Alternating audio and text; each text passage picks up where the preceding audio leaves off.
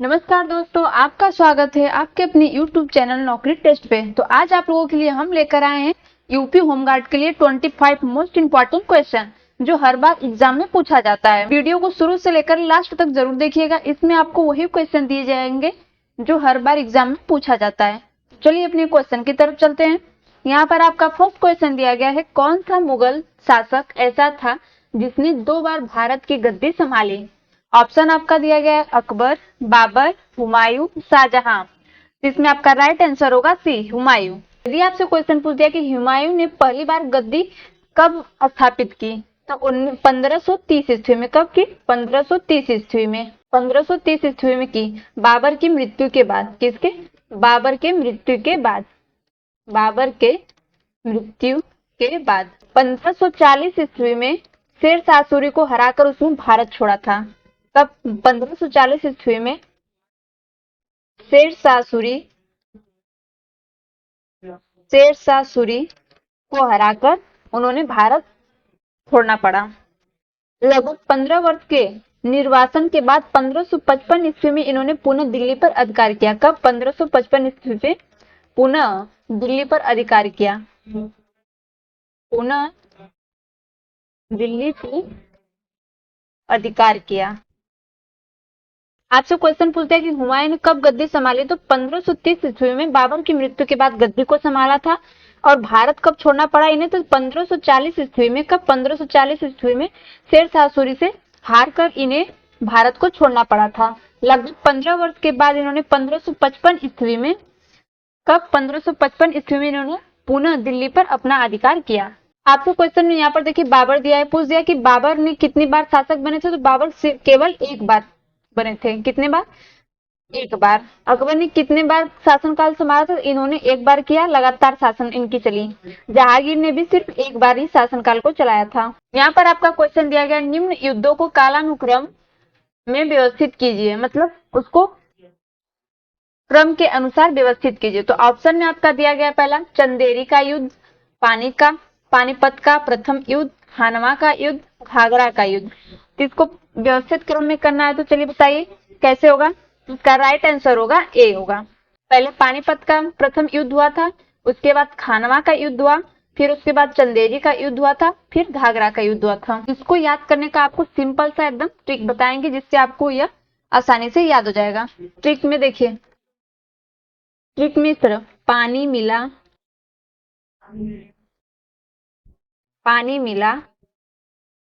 खाना मिला, चांद देखा। आपका ट्रिक क्या हो गया?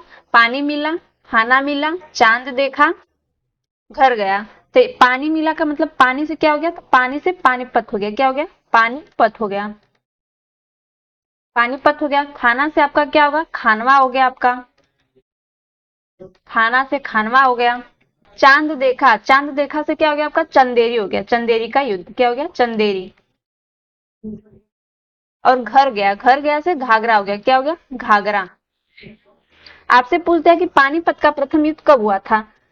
पानीपत का प्रथम युद्ध 1526 ईस्वी में था। कब हुआ था? 1526 ईस्वी में। खानवा का युद्ध पूछ दिया कि कब हुआ था, तो खानवा का युद्ध 1527 में हुआ था। कब? 1527 ईस्वी में हुआ था। और चंदेरी का युद्ध कब हुआ था, तो चंदेरी का युद्ध 1528 ईस्वी में हुआ था। कब? 1528 ईस्वी में। और लास्ट आपका यहाँ पर पूछ दिया कि घाघरा का युद्ध कब हुआ था, तो घाघरा का युद्ध 1529 ईस्वी में हुआ था। इस तरह से आपको बिल्कुल आसान तरीके से याद हो जाएगा। पूछ दिया आपसे कि पानीपत का प्रथम युद्ध कब हुआ था, तो 1526 में हुआ था। खानवा का 1527 में, चंदेरी का 1528, घाघरा 1529 ईस्वी में। ट्रिक याद कर लेंगे, उससे आपको बिल्कुल आसान तरीके से याद हो जाएगा ये क्वेश्चन। चलिए नेक्स्ट क्वेश्चन पर चलते हैं। यहाँ पर आपका क्वेश्चन दिया गया है, निम्न नदियों में से कौन सी मैकाल पर्वत श्रेणी से उत्पन्न नहीं होती है। ऑप्शन आपका दिया गया है सोन, महानदी, नर्मदा, ताप्ती। तो इसमें आपका राइट आंसर होगा डी, ताप्ती। मैकाल पर्वत श्रेणी से उत्पन्न पूछ दिया कि कौन कौन सी होती है, तो यहाँ पर आपका तीन हो जाएगा। सोन नदी, महानदी, नर्मदा, ये तीनों मैकाल पर्वत श्रेणी से उत्पन्न होती हैं। ताप्ती पूछ दिया कि ताप्ती कहाँ से होती है, तो ताप्ती का उद्गम सतपुड़ा पर्वतमाला से होता है। कहाँ से? सतपुड़ा पर्वतमाला से। इसका उद्गम हुआ है, ताप्ती का। नेक्स्ट क्वेश्चन पर चलते हैं। यदि आपको इससे रिलेटेड मॉक टेस्ट देना है, पीडीएफ को डाउनलोड करना है, तो उसके लिए आपको गूगल में सर्च करेंगे naukriTest.com, स्पेलिंग को अच्छे से मिला लेंगे। ऑफिशियल वेबसाइट इस तरह से दिखेगी, नौकरी test prepare for government exam, इस पर क्लिक करेंगे। वेबसाइट का इंटरफेस कुछ इस तरह से देखने को मिलेगा। यहाँ पर देखिए आपको ऑल गवर्नमेंट एग्जाम से रिलेटेड पीडीएफ नोट्स दिया गया और उससे रिलेटेड मॉक टेस्ट दिया गया। यहाँ पर देखिए अपडेट का ऑप्शन दिया गया है। यदि आपको मॉक टेस्ट देना है तो यहाँ पर देखिए दिया गया free mock test all exam, इस पर क्लिक करेंगे। यदि आपको पीडीएफ डाउनलोड करना है तो यहाँ जैसे आपको यहाँ पर मॉक टेस्ट देना है तो इस पर क्लिक करेंगे। स्क्रॉल करके नीचे आएंगे, यहाँ पर देखिए दिया गया यूपी होमगार्ड मॉक टेस्ट, इस पर क्लिक करेंगे। स्क्रॉल करके नीचे आएंगे, यहाँ पर देखिए कंप्लीट जीके जीएस का मॉक टेस्ट दिया गया और यहाँ पर करंट अफेयर्स का। यहाँ पर नीचे देखिए टोटल 1000 क्वेश्चन का मॉक टेस्ट दिया गया है। जैसे हमें इस पर क्लिक कर रहे हैं, यहाँ पर एक सेट में आपको टोटल 100 क्वेश्चन दिए गए। सभी क्वेश्चन को करते जाएंगे, लास्ट में आपको सबमिट का ऑप्शन मिलेगा। वहां पर जैसे ही सबमिट करेंगे आपको आपका अपना राइट आंसर भी मिल जाएगा। यदि आपको पीडीएफ डाउनलोड करना है तो यहाँ पर क्लिक करेंगे free notes all exam free download. Scroll करके नीचे आएंगे, यहाँ पर फ्री यूपी होमगार्ड, इस पर क्लिक करेंगे। यहाँ पर देखिए कंप्लीट जीके जीएस का पीडीएफ नोट्स दिया गया, यहाँ पर करंट अफेयर्स का। जैसे हम जीके जीएस पर क्लिक कर रहे हैं, स्क्रॉल करके नीचे आएंगे, यहाँ पर जीके जीएस का पूरी topic wise complete PDF notes आपको दिया गया। जैसे हम यहाँ पर भारतीय कृषि पर क्लिक कर रहे हैं, यहाँ पर देखिए पीडीएफ खुलकर ओपन हो गया। यहाँ पर इंडियन एग्रीकल्चर का पूरा पीडीएफ दिया गया है, वो भी पूरी डिटेल में अच्छे से आप इसको पढ़ सकते हैं, डाउनलोड कर सकते हैं। वीडियो को लास्ट तक जरूर देखिएगा, यहाँ पर आपको सारे इंपॉर्टेंट टॉपिक को कवर किया गया है। चलिए अपने क्वेश्चन की तरफ चलते हैं। यहाँ पर आपका क्वेश्चन दिया गया है, विश्व प्रसिद्ध डेट्रॉयट नगर मुख्यतः किस उद्योग के लिए जाना जाता है? ऑप्शन आपका दिया गया है जहाज निर्माण, मोटर वाहन निर्माण, वस्त्र उद्योग, रसायन उद्योग। तो इसमें आपका राइट आंसर होगा बी, मोटर वाहन निर्माण। डेट्रॉयट नगर आपका कहाँ पर स्थित है? तो यह अमेरिका के मिशिगन, कहाँ पे? अमेरिका के मिशिगन राज्य में स्थित है। कहाँ पे? अमेरिका के मिशिगन राज्य में स्थित है। यहाँ पर आपका क्वेश्चन दिया गया है, निम्न महासागरीय धाराओं में से कौन सी उष्ण धारा है? ऑप्शन आपका दिया गया है पेरू धारा, लेब्राडोर धारा, फाकलैंड धारा, ब्राजील धारा। तो इसमें आपका राइट आंसर होगा डी, ब्राजील धारा। नेक्स्ट क्वेश्चन पर चलते हैं। यहाँ पर आपका क्वेश्चन दिया गया है, यूरोप का प्रसिद्ध मत्स्य क्षेत्र डागर बैंक किस सागर से स्थित है? किस सागर में स्थित है? ऑप्शन आपका दिया गया है नॉर्वेजियन सागर, बाल्टिक सागर, उत्तरी सागर, भूमध्य सागर। तो इसमें आपका राइट आंसर होगा सी, उत्तरी सागर। ये यूरोप का अत्यंत प्रसिद्ध मत्स्य क्षेत्र है। यहाँ पर आपका क्वेश्चन दिया गया है, किस क्षेत्र में फैक्ट्री कृषि प्रणाली प्रमुख रूप से विकसित हुई है? ऑप्शन आपका दिया गया है दक्षिण पूर्व एशिया, पूर्वी यूरोप, उत्तरी अमेरिका, मध्य एशिया। तो इसमें आपका राइट आंसर होगा सी, उत्तरी अमेरिका। नेक्स्ट क्वेश्चन पर चलते हैं। यहाँ पर आपका क्वेश्चन दिया गया है, नेपाल की राजधानी काठमांडू किस नदी तट पर बसी हुई है? ऑप्शन आपका दिया गया है सप्तकोशी, अरुण, बागमती, कर्णाली। तो इसमें आपका राइट आंसर होगा सी, बागमती। बागमती नदी धार्मिक दृष्टि से भी बहुत ही महत्वपूर्ण है, क्योंकि यहाँ पर पशुपतिनाथ मंदिर भी इसी नदी के किनारे स्थित। कौन सी मंदिर पूछते हैं कि इस नदी के किनारे स्थित? पशुपतिनाथ। कौन सी? पशुपतिनाथ मंदिर बागमती नदी के किनारे स्थित है। आपका सप्तकोशी नदी पूछ दिया कि कहाँ की प्रमुख नदी है? तो ये पूर्वी नेपाल की। कहाँ की? पूर्वी नेपाल की, पूर्वी नेपाल। अरुण कहाँ की पूछ दिया? तो ये कोसी की सहायक नदी। किसकी? कोसी की सहायक नदी। अरुण कोसी की सहायक नदी है। कर्णाली कहाँ की है? तो कर्णाली पश्चिम नेपाल की बड़ी नदी है। कहाँ की? पश्चिम बंगाल की,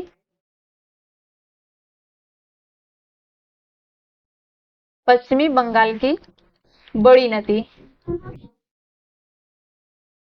पश्चिमी बंगाल की बड़ी नदी है। यहाँ पर आपका क्वेश्चन दिया गया है, खगोल विज्ञान में साइजिगी शब्द का प्रयोग किस स्थिति के लिए किया जाता है? ऑप्शन आपका दिया गया है सूर्य और चंद्रमा पृथ्वी से समकोण पर जब हो, पृथ्वी सूर्य के अपसौर पर हो, चंद्रमा सूर्य और पृथ्वी के बीच हो, सूर्य पृथ्वी और चंद्रमा एक सीध में हो। तो इसमें आपका राइट आंसर होगा डी, सूर्य पृथ्वी और चंद्रमा एक सीध में हो।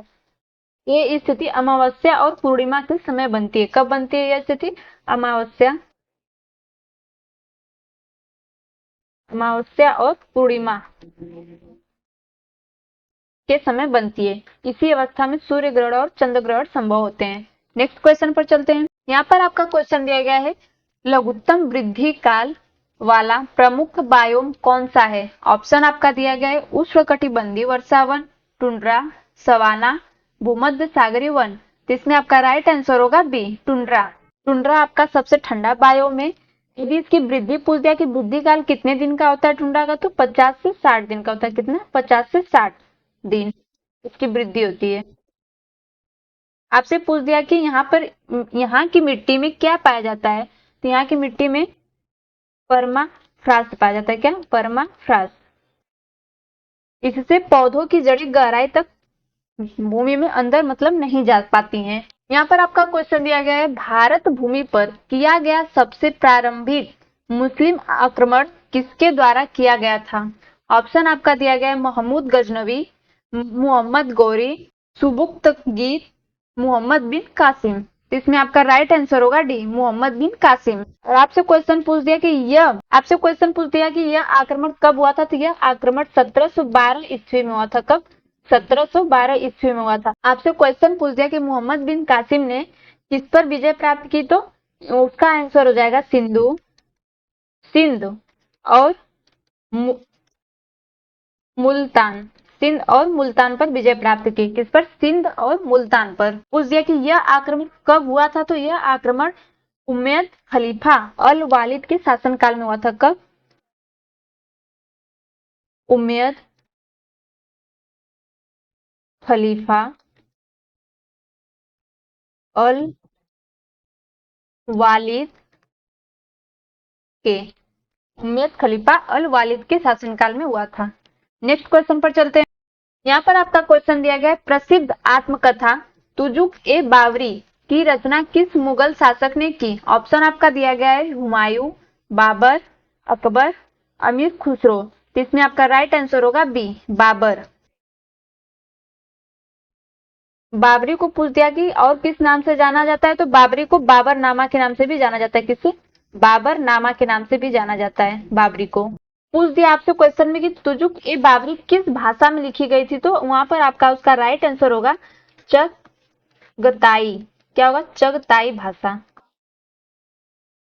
यहाँ पर आपका क्वेश्चन दिया गया, ब्रिटिश काल में स्थापित प्रथम भारतीय विधि आयोग की अध्यक्षता किसने की थी? ऑप्शन आपका दिया गया Warren Hasting, Jonathan Duncan, Lord Macaulay, Thomas Munro. इसमें आपका राइट आंसर होगा बी, लॉर्ड मैकाले। क्वेश्चन पूछा कि भारतीय विधि आयोग की अध्यक्षता कब हुई थी, इसकी स्थापना कब हुई थी? इसकी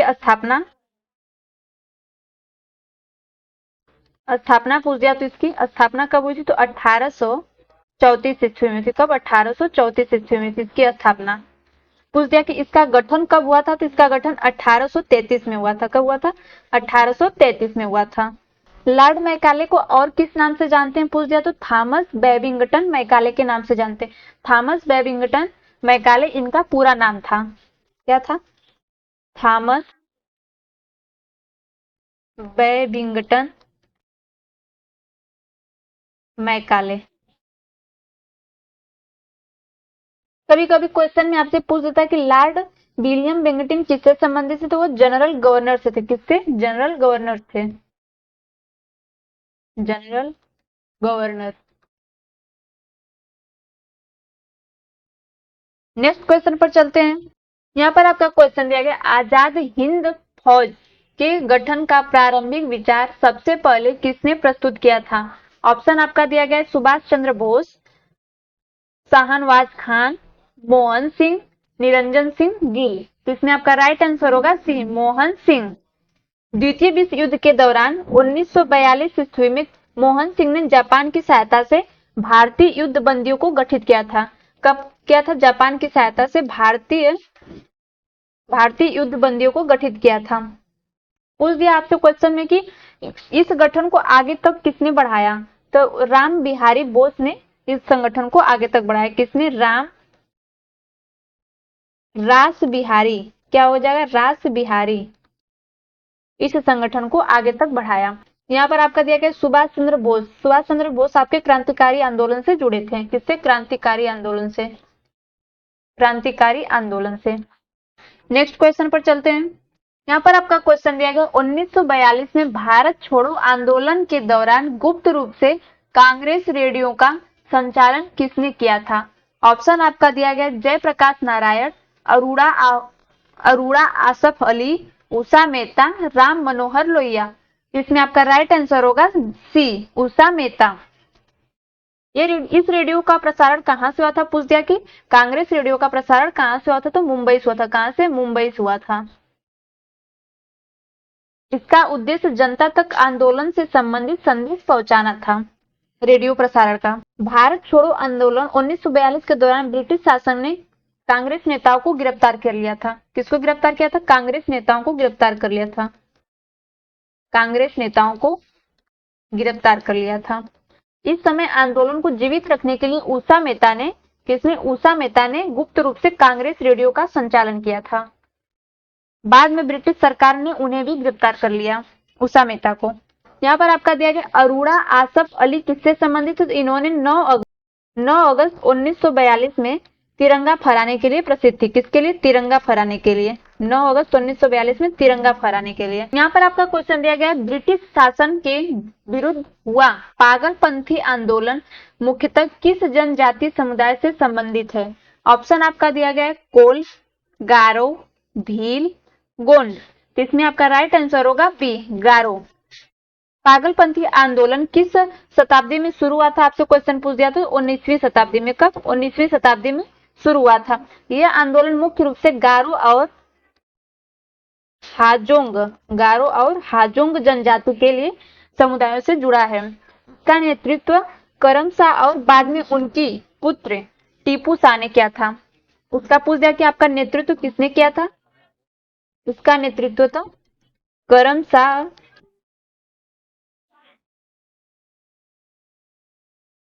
करमशाह और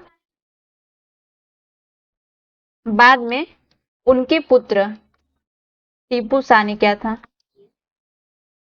उनके पुत्र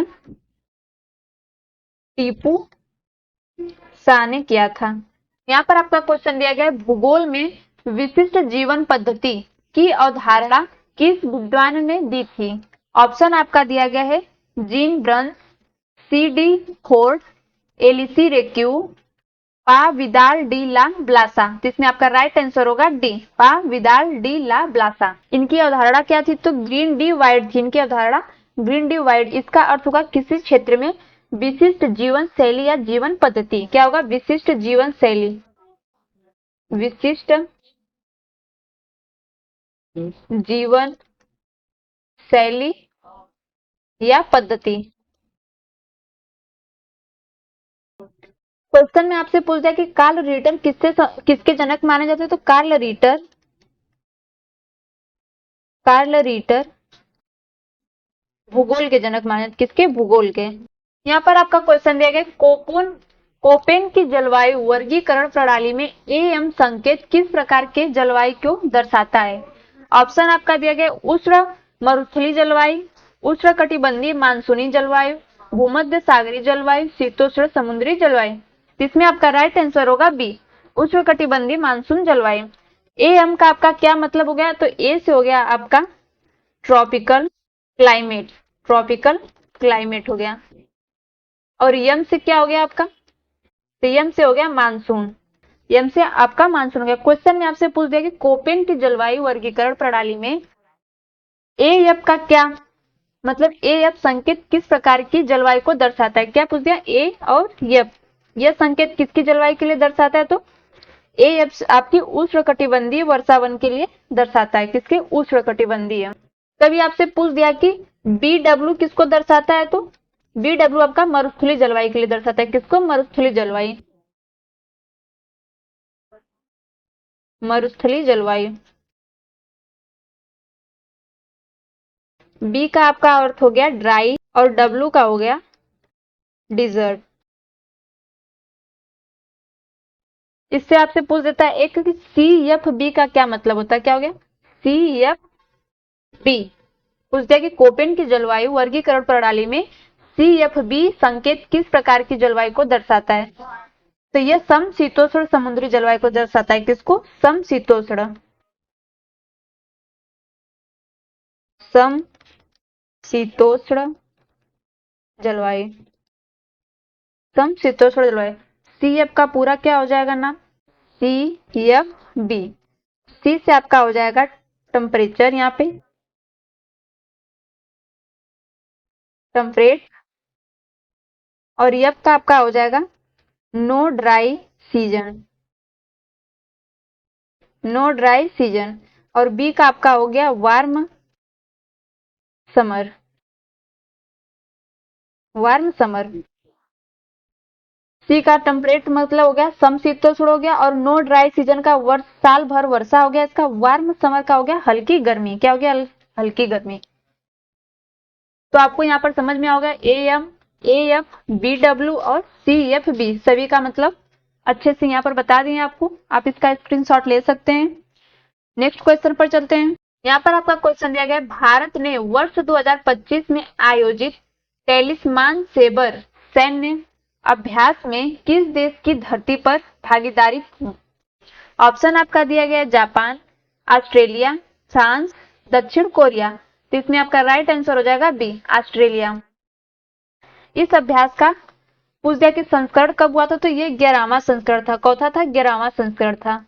11वां संस्करण कब हुआ था? तो 13 जुलाई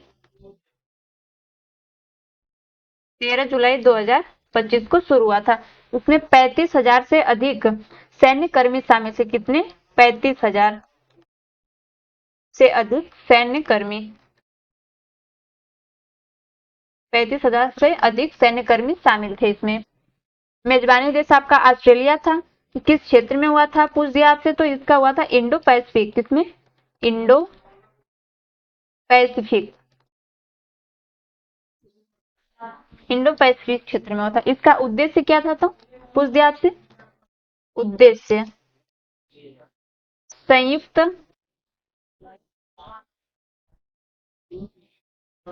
संयुक्त सैन्य प्रशिक्षण, संयुक्त सैन्य प्रशिक्षण और रणनीतिक सहयोग, रणनीतिक सहयोग।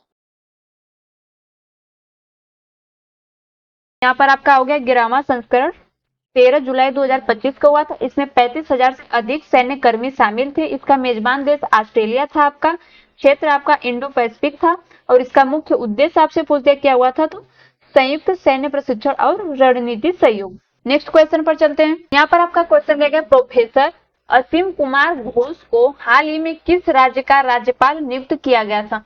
ऑप्शन आपका दिया गया राजस्थान, गोवा, पश्चिम बंगाल, हरियाणा। इसमें आपका राइट आंसर होगा डी, हरियाणा। पूछ दिया कि इनकी नियुक्ति किसने किया था, तो इनकी नियुक्ति राष्ट्रपति द्रौपदी मुर्मू ने किया था। किसने? द्रौपदी मुर्मू ने। द्रौपदी मुर्मू। कब किया था, तो जुलाई 2025 में। कब? जुलाई 2025 में किया था इनकी नियुक्ति। शपथ ग्रहण पंजाब एवं हरियाणा एवं उच्च न्यायालय के मुख्य न्यायाधीश न्यायमूर्ति सील ने इनकी शपथ दिलाई थी। किसने दिलाई थी? न्यायमूर्ति सील ने इनकी शपथ दिलाई थी। न्यायमूर्ति सील ने इनकी शपथ दिलाई थी। नेक्स्ट क्वेश्चन पर चलते हैं। यहाँ पर आपका क्वेश्चन दिया गया, स्वच्छता सर्वेक्षण 2024 के अनुसार जनसंख्या श्रेणी में देश का सबसे स्वच्छ शहर कौन रहा? ऑप्शन आपका दिया गया अहमदाबाद, भोपाल, इंदौर, लखनऊ। इसमें आपका राइट आंसर होगा सी, इंदौर। नेक्स्ट क्वेश्चन पर चलते हैं। यहाँ पर आपका क्वेश्चन दिया गया है, भारत के पहले डिजिटल घुमंतु गांव का शुभ आरंभ किस राज्य ने किया गया है? ऑप्शन आपका दिया गया हिमाचल प्रदेश, उत्तराखंड, सिक्किम और अरुणाचल प्रदेश। तो इसमें आपका राइट आंसर होगा सी, सिक्किम। यहाँ पर आपसे पूछ दिया कि घुमंतु गांव किस गांव, मतलब उस गांव का नाम पूछ दिया आपको, तो उस गांव का नाम यातकेन था। क्या था? यातकेन था। सिक्किम राज्य में यातकेन में घुमंतु गांव का शुभारंभ हुआ था। इनकी पहल क्या थी पूछ दिया था, नोमैड सिक्किम पहल के तहत डिजिटल घुमंतु गांव के रूप में विकसित किया गया था। किसके? नोमैड सिक्किम। इनकी पर्ल नोमैड सिक्किम थी। गांव का नाम क्या था? तो आपका गांव का नाम याकतेन था। इनका उद्देश्य क्या था? तो ग्रामीण पर्यटन को बढ़ावा देना। उद्देश्य आपसे पूछ दिया तो क्या था? तो ग्रामीण पर्यटन को बढ़ावा देना। किसको? ग्रामीण पर्यटन को बढ़ावा देना। नेक्स्ट क्वेश्चन पर चलते हैं। यहाँ पर आपका क्वेश्चन दिया गया है, दुनिया की पहली पारंपरिक ज्ञान डिजिटल लाइब्रेरी नॉलेज, यहाँ पर देखिए ट्रेडिशनल नॉलेज डिजिटल लाइब्रेरी की शुरुआत किस देश ने की? ऑप्शन आपका दिया गया है जापान, भारत, फ्रांस, जर्मनी। तो इसमें आपका राइट आंसर होगा बी, भारत। नेक्स्ट क्वेश्चन पर चलते हैं। यहाँ पर आपका क्वेश्चन दिया गया है, भारत में नई वनस्पति प्रजातियों की खोज किस क्षेत्र में प्रगति को दर्शाती है? ऑप्शन आपका दिया गया अंतरिक्ष विज्ञान, जैव विविधता अनुसंधान एवं वनस्पति विज्ञान अनुसंधान, परमाणु तकनीक, रोबोटिक्स। तो इसमें आपका राइट आंसर होगा बी, जैव विविधता अनुसंधान एवं वनस्पति विज्ञान अनुसंधान। नेक्स्ट क्वेश्चन पर चलते हैं। यहाँ पर आपका क्वेश्चन दिया गया है, डिजिटल भुगतान से जुड़ा कौन सा महत्वपूर्ण आर्थिक डेटा जारी किया गया जिसमें रिकॉर्ड वृद्धि दिखाई गई? क्या दिखाई गई? रिकॉर्ड वृद्धि। तो ऑप्शन आपका दिया गया है नेफ्ट वार्षिक report, RTGS settlement data, UPI जनवरी लेन देन डेटा, एटीएम निकासी रिपोर्ट। तो इसमें आपका राइट आंसर होगा सी, यूपीआई जनवरी लेन देन डेटा।